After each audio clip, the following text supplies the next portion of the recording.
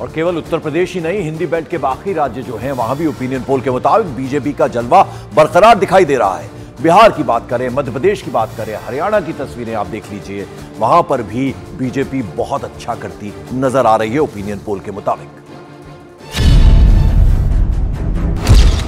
अब बात करते हैं बिहार की, जहां एनडीए में शामिल नीतीश की जेडीयू समेत कई पार्टियां शानदार जीत दर्ज करने जा रही हैं। बिहार की 40 लोकसभा सीटों पर हुए मेगा ओपिनियन पोल के मुताबिक बीजेपी के नेतृत्व वाले एनडीए को 40 में से 38 सीटें मिलने जा रही हैं, जबकि इंडी गठबंधन को 40 में से केवल 2 सीटें मिल सकती हैं। साथ ही अन्य को एक भी सीट नहीं मिलेगी।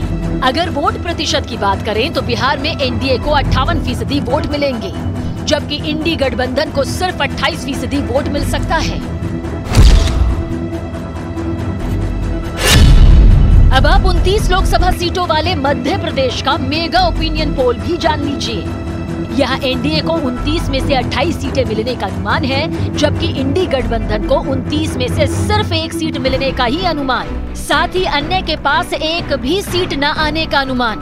अगर वोट प्रतिशत की बात करें तो एनडीए को एमपी में 58% वोट मिल सकता है, जबकि इंडी गठबंधन को 38% वोट मिलने का अनुमान और अन्य को 7% वोट मिलने का अनुमान है। अब आप हरियाणा का मेगा ओपिनियन पोल भी देखिए।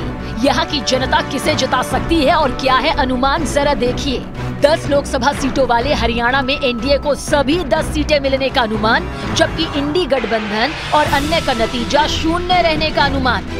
अगर वोट प्रतिशत की बात करें तो एनडीए को 62% वोट मिल सकता है, जबकि इंडी गठबंधन को 29 और अन्य को 9% वोट मिलने का अनुमान।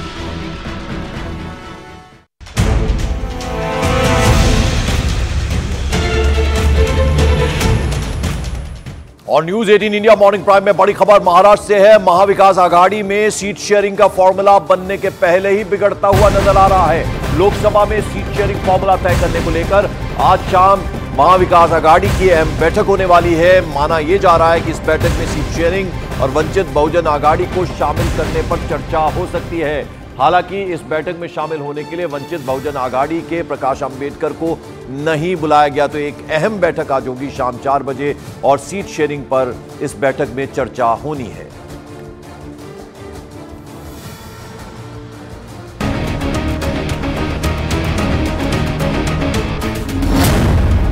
सीट शेयरिंग को लेकर एमवीए में घमासान।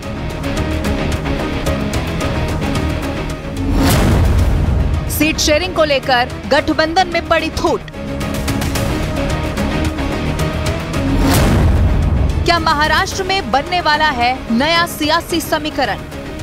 लोकसभा चुनाव से पहले महाराष्ट्र की सियासत में एक बार फिर से समीकरण बनते बिगड़ते हुए दिखाई दे सकते हैं, क्योंकि अभी तक महाविकास आघाड़ी में शामिल दलों के बीच सीट शेयरिंग के फॉर्मूले पर बात नहीं बन पाई है।